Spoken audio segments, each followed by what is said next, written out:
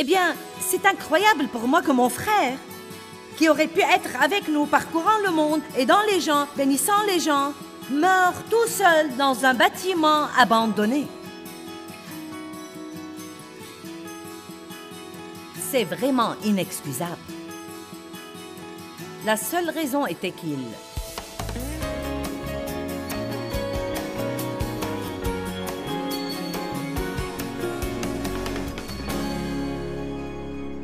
Nous te rendons grâce, Seigneur, pour la parole ce soir et pour tout ce qu'elle va faire pour nous et signifier pour nous. Je te prie de m'aider à bien la prêcher et d'aider les gens à l'écouter et à la comprendre au nom de Jésus.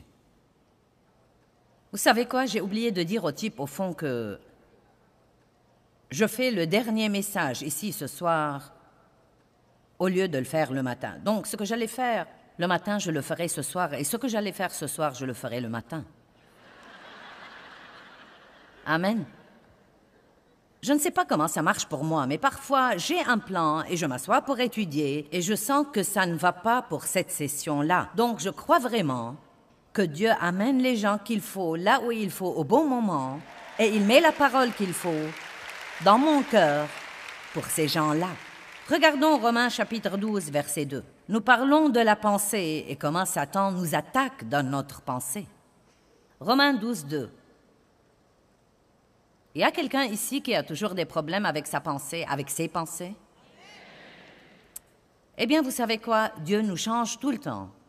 Et le renouvellement de la pensée est un processus. Il prend du temps. Mais si nous sommes diligents et bien déterminés, nous pouvons apprendre à penser comme pense Dieu et à parler tout comme parle Dieu. Maintenant, soyez attentifs. Nous pouvons apprendre à penser comme pense Dieu et à parler comme parle Dieu. La Bible nous dit que nous avons la pensée de Christ. Imaginez ça. Nous pouvons apprendre à penser de la même façon dont Jésus pense.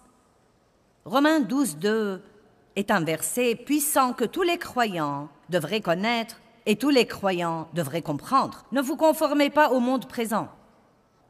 Ne soyez pas comme le monde, mais soyez transformés, et cela veut dire soyez complètement changés. Combien d'entre vous veulent être complètement changés? Complètement changés par le renouvellement de votre pensée. Par le renouvellement de votre pensée, par ses nouveaux idéaux et sa nouvelle attitude, pour que vous discerniez quelle est la volonté de Dieu, bonne et agréable et parfaite. Cela veut dire pour que vous expérimentiez la bonne volonté de Dieu dans la vie de tous les jours. Vous savez, je ne veux pas juste parler des promesses de Dieu. Je ne veux pas juste rêver des promesses de Dieu. Je ne veux pas être comme les Israélites qui sont sortis d'Égypte et se sont dirigés vers la terre promise et pourtant ils ont erré dans le désert 40 ans. Et malheureusement, c'est comme ça que vivent beaucoup de chrétiens. Ils reçoivent Christ, ils commencent à entendre parler de la bonne vie, mais pour une raison ou pour une autre, ils n'arrivent jamais à vivre cette bonne vie.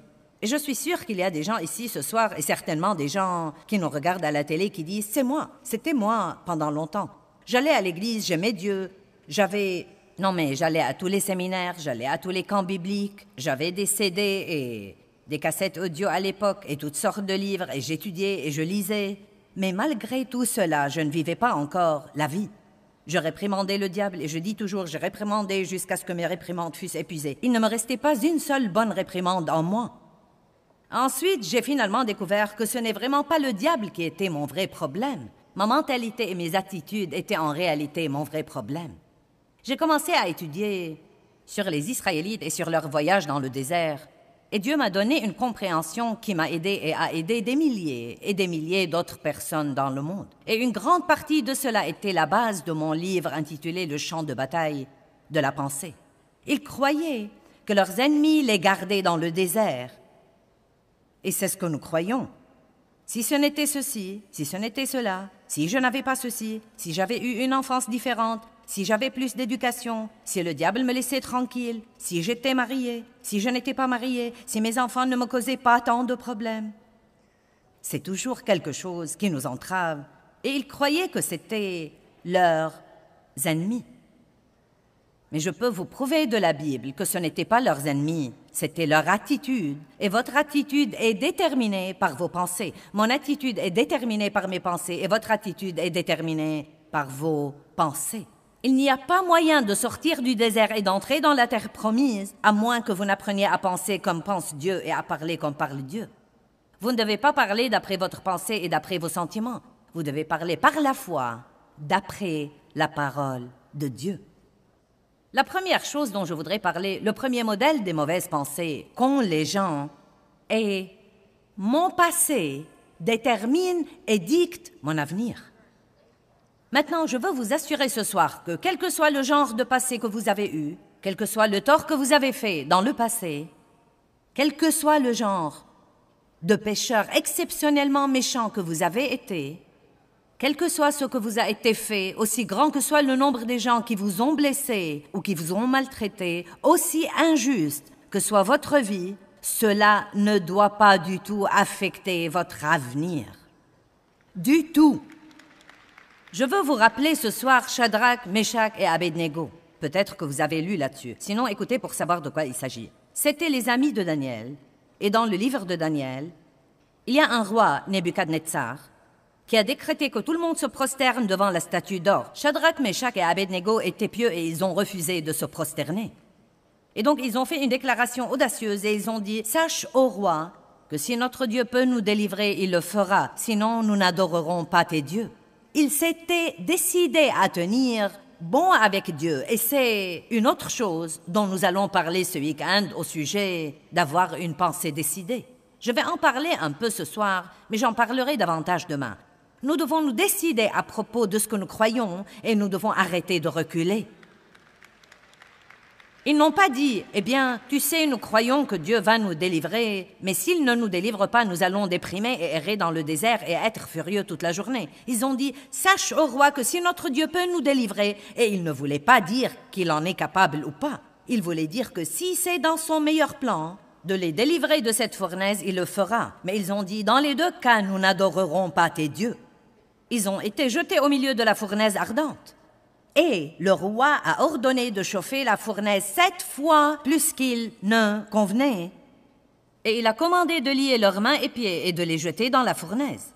Et un des versets, c'est si étonnant, dit que le roi a regardé dans la fournaise, et voici, il y avait 4 hommes là-dedans. Ils ont jeté 3, et maintenant il y en avait 4. Et non seulement il y avait 4 hommes là-dedans, mais ils étaient déliés. Ils n'étaient plus liés, ils étaient déliés. Et j'aime ça, car parfois, c'est dans la fournaise de l'affliction que nous sommes déliés. C'est là où nous apprenons le plus et nous devons apprendre à faire complètement confiance à Dieu dans ces moments-là et ne pas les mépriser. Confiez à Dieu non seulement les bonnes choses dans votre vie, mais confiez-lui aussi les mauvaises choses dans votre vie. Le pasteur Mike qui était là-haut, nous avons parlé, lui et moi, d'une chose que nous avons traversée ensemble dans une certaine situation il y a très, très longtemps. Et c'était une chose très embrouillée et difficile. Et vous savez quoi? Aucun de nous maintenant n'échangerait cette expérience contre quoi que ce soit parce qu'elle nous a aidés à devenir ce que nous sommes aujourd'hui. Elle nous a aidés à devenir ce que nous sommes aujourd'hui. Mais la chose que je veux vous dire à propos de Shadrach, Meshach et Abednego est que la Bible dit que quand ils sont sortis de la fournaise, l'odeur du feu n'avait pas passé sur eux. Et vous savez quoi? Je suis sortie d'environ 15 ans d'être victime d'abus sexuels de la part de mon père. Maintes et maintes fois. Et vous savez quoi? L'odeur du feu n'a pas passé sur moi. Je ne sens pas et je n'agis pas et je ne me comporte pas et je n'ai pas la vie qui représente quelqu'un dont on a abusé. Je ne suis pas une victime d'abus sexuels. Je ne suis pas une victime de quoi que ce soit. Je suis une conquérante par le Christ. Amen. Et je crois que beaucoup de gens sortent des choses, mais en ayant toujours l'odeur nauséabonde sur eux. Et je veux que vous appreniez ce soir que vous ne devez pas garder les vestiges de votre passé. Vous ne devez pas ressembler à votre passé, sentir comme votre passé, agir comme votre passé. Vous ne devez pas vous identifier à votre passé. Vous ne devez pas vous inquiéter de votre passé, car quand Dieu vous pardonne, il oublie vos offenses complètement et les efface pour l'éternité.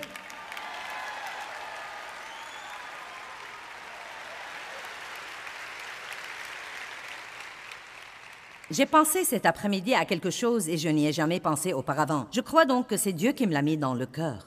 Si vous regardez tous les gens différents que nous respectons dans la Bible, Je ne vois aucun d'eux parler de son passé, bien qu'ils aient tous un passé. Non, mais Pierre ne s'assied pas avec les hommes pour dire « Oh, mince alors, croyez-moi, après avoir renié Christ, je ne sais pas. » Non, mais vous savez, je ne sais vraiment pas si je peux être un apôtre ou non. Non, mais ça alors. Non, mais je ne l'ai pas renié une seule fois. Je l'ai renié 3 fois et mince alors, je me suis mise à jurer avec des imprécations. Et oh, quand il avait le plus besoin de moi, je l'ai vraiment déçu après tout ce qu'il avait fait pour moi. Je ne vois jamais dans la Bible que l'apôtre Pierre ait jamais parlé de ça ou discuté de ça ou qu'il l'ait jamais mentionné. Je crois qu'il avait une certaine compréhension que nous devons avoir ici ce soir. La seule fois où vous entendez Paul parler de son passé est quand il parle de la grande grâce de Dieu qui lui a pardonné et qu'il l'a utilisé de la façon dont il l'a utilisé. Et la raison pour laquelle je me donne la peine de vous parler de mon passé est pour vous faire savoir que quel que soit ce que vous avez traversé, vous pouvez le surmonter et avoir une merveilleuse vie. Paul était un persécuteur des chrétiens. Il cherchait des occasions de lapider les chrétiens. Mais il n'a jamais dit « Oh ça alors, comment Dieu pourrait-il m'utiliser? Je ne sais pas. » Non, qu'en est-il du roi David? Il a commis l'adultère et le meurtre, et il a vécu dans la tromperie 1 année par après. Il n'a même pas pris la responsabilité de ce qu'il a fait. Et pourtant, il ne s'est jamais assis là pour dire « Après ce que j'ai fait, je ne peux pas être roi. » Allez, pensez-y. Aucun de ces gens que nous admirons n'a laissé son passé l'affecter. Si vous laissez votre passé vous affecter, à ce moment-là, vous n'allez jamais jouir de l'avenir que Dieu vous réserve. Et peu importe si c'est votre passé quand vous aviez 5 ans ou si c'est votre passé de ce matin, ou quoi que vous fassiez demain ou après-demain de mauvais, la miséricorde de Dieu est nouvelle tous les jours et vous devez apprendre à vous en imprégner et à vous libérer du passé et à aller de l'avant. Vous ne devez pas vivre dans les regrets du passé. Le regret vous consommera et vous videra de la vie. La crainte vous videra de la vie. Vous devez apprendre à vivre maintenant. Or, la foi est l'assurance des choses qu'on espère et la conviction de celles qu'on ne voit pas. Le seul temps que nous savons que nous avons est ce moment. Hier est parti, je ne peux pas le récupérer. Jésus n'a pas dit « je suis qui j'étais ». Demain n'est pas encore là, je ne sais pas ce qu'il apportera. Jésus n'a pas dit « eh bien, je suis qui je serai ». Mais j'ai vraiment aujourd'hui, et Jésus a vraiment dit « je suis qui je suis ». Amen. Je vais vous lire 2 histoires ce soir, des choses que je porte toujours avec moi et je crois que vous allez les aimer. Donc, ça s'appelle « Quitter la ville du regret », écrit par un homme nommé Larry Harp. Je n'avais pas vraiment projeté de faire un voyage en ce temps de l'année, et pourtant je me suis surpris à faire mes valises à la hâte. Le voyage allait être désagréable et je savais à l'avance que rien de bon n'en sortira. Je parle de mon voyage annuel de culpabilité. J'ai des billets sur les lignes aériennes si seulement j'avais.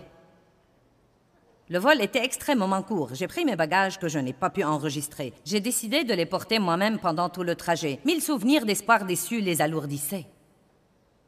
Personne ne m'a salué dans le terminal de l'aéroport international de la ville du regret. Je dis international car, vous voyez, les gens viennent de tous les coins du monde à cette grande ville lugubre. Quand je suis arrivée au dernier hôtel club, j'ai remarqué qu'on accueillait l'événement le plus important de l'année, la fête annuelle de l'apitoiement sur soi. Eh bien, je ne voulais pas manquer cette grande occasion sociale, car beaucoup de citoyens éminents de la ville seront là. D'abord, vous voyez, il y aura la famille Faire. Vous savez, j'aurais dû faire, j'aurais aimé faire et j'aurais pu faire. Il y aura ensuite la famille Avoir. Vous connaissez probablement le vieux Souhait et son clan. Si seulement j'avais. Évidemment, les occasions seront présentes, les perdus et les manqués. La famille la plus grande, toutefois, sera les Hier. Il y en a trop pour les compter, mais chacun aura une histoire très triste à raconter. Ensuite, les rêves brisés fera son apparition, et c'est de leur faute nous régalera d'histoires et d'excuses sur la raison des échecs dans sa vie, et chacun sera applaudi fort par « ne me blâmez pas et je n'y pouvais rien ».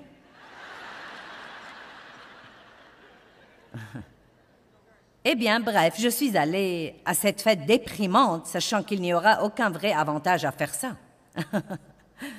Et comme d'habitude, je me suis sentie très déprimée. Mais je pensais à toutes les histoires des échecs rapportés du passé. Et il m'est venu à l'esprit que je pouvais annuler tout ce voyage et les fêtes ultérieures d'apitoiement sur soi. J'ai commencé à me rendre compte que je ne devais pas être là. Je ne devais pas être déprimée. Une chose a persisté dans ma pensée. Je ne peux pas changer hier, mais j'ai la puissance de faire d'aujourd'hui une merveilleuse journée.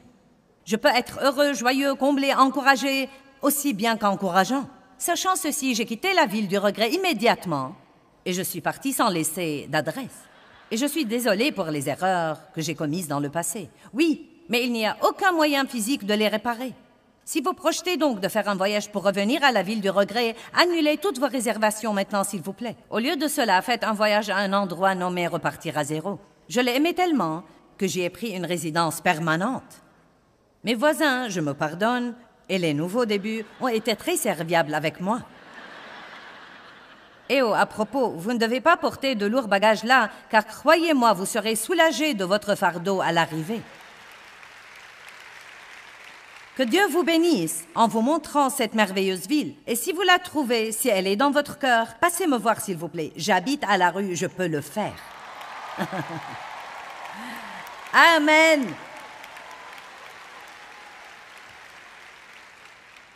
Donc la première grande erreur que les Israélites ont faite et que je ne veux pas que vous fassiez, ne laissez pas Satan vous remplir l'esprit de pensées trompeuses comme quoi vous ne pouvez jamais surmonter votre passé. Tu ne surmonteras jamais ça. C'est vraiment trop dur. Rien ne sera jamais comme il faut. Tu es un gâchis maintenant. Tu as fait trop d'erreurs. Il n'est jamais trop tard pour commencer de nouveau. Amen. Ne vous dites jamais « je ne peux pas surmonter mon passé ». Mauvaise pensée numéro 2. Que quelqu'un le fasse à ma place, je ne suis pas responsable. Eh bien, ce sont des gens qui ont une attitude de droit acquis. Ils veulent tout, mais ils ne veulent pas faire ce qu'ils devraient faire pour l'avoir. Les gens comme ça m'agacent particulièrement plus que toutes les autres personnes. J'ai dû travailler très dur pour passer de là où j'étais à là où je suis. Et je ne parle pas seulement du ministère, je parle du niveau spirituel. Pour surmonter le rebut par lequel je suis passée, j'ai dû approfondir ma relation avec Dieu et passer par beaucoup de choses. Et à vrai dire, les mollassons, les pleurnichards et les guignards me tapent sur les nerfs.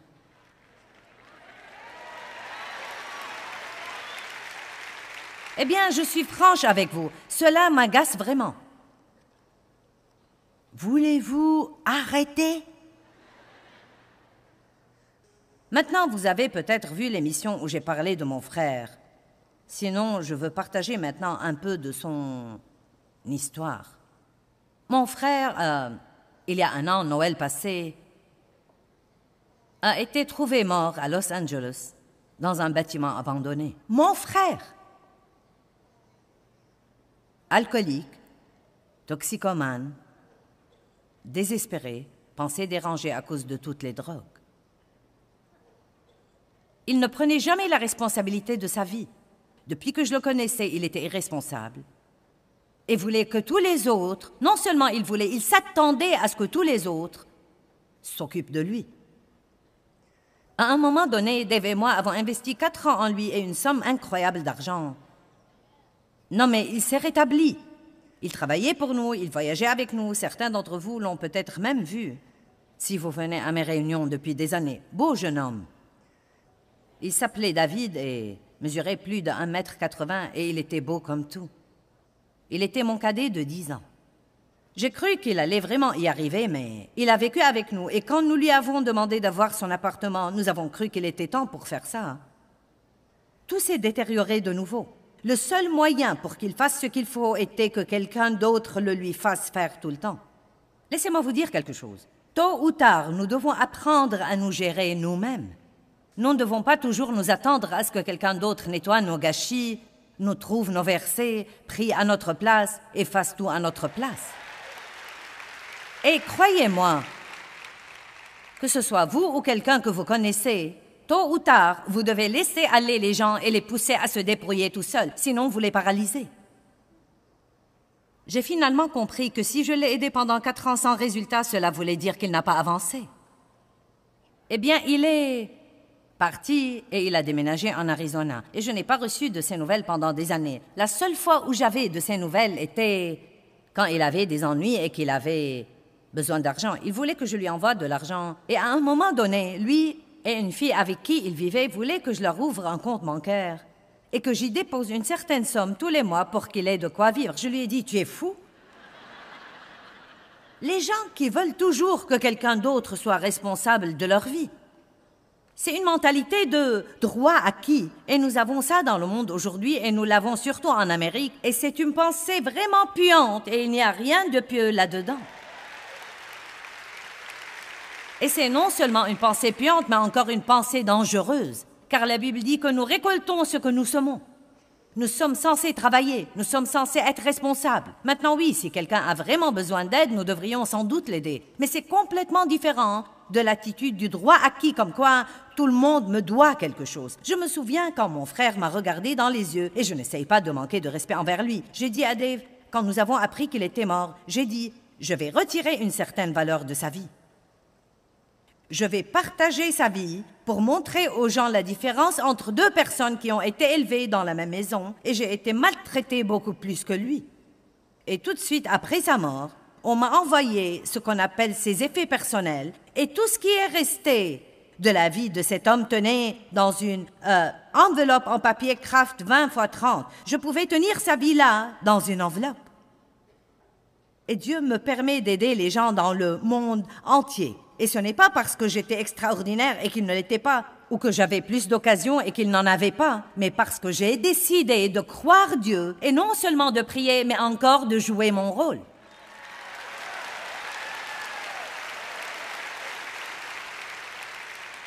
Et il était prêt à croire en Dieu si tout lui venait d'une façon miraculeuse et que rien ne soit dur pour lui. Je me rappelle qu'il m'a regardé un jour et m'a dit « Je suis très déçue de la façon dont tu m'as traité. »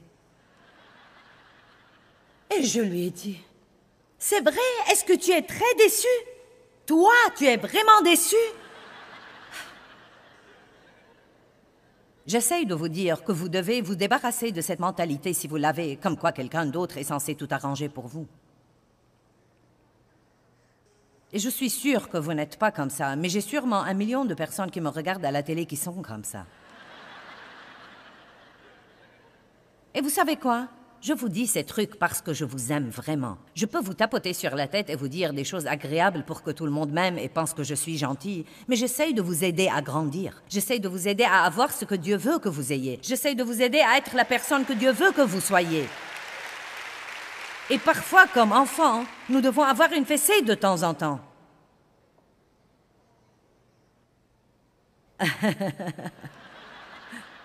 Je veux empêcher quelqu'un d'autre de finir comme a fini mon frère. Eh bien, c'est incroyable pour moi que mon frère, qui aurait pu être avec nous, parcourant le monde, aidant les gens, bénissant les gens, meurt tout seul dans un bâtiment abandonné. C'est vraiment inexcusable. La seule raison était qu'il refusait de jouer son rôle. Et je vais vous demander d'avoir un peu de volonté. Débarrassez-vous de vos souhaits et ayez un peu de volonté. Amen. Et prenez une décision. Si Dieu peut bénir quelqu'un, Dieu peut me bénir. Mais ça ne dépend pas que de lui. Je suis partenaire avec Dieu et je vais jouer mon rôle. Dieu me donnera la force pour jouer mon rôle. Vous savez, nous pouvons littéralement réfléchir aux moyens de sortir de l'esclavage ou des problèmes en apprenant à penser et à dire ce que Dieu pense et dit dans sa parole. Laissez la parole de Dieu guider vos pensées et vos paroles, et vous verrez des choses étonnantes arriver dans votre vie.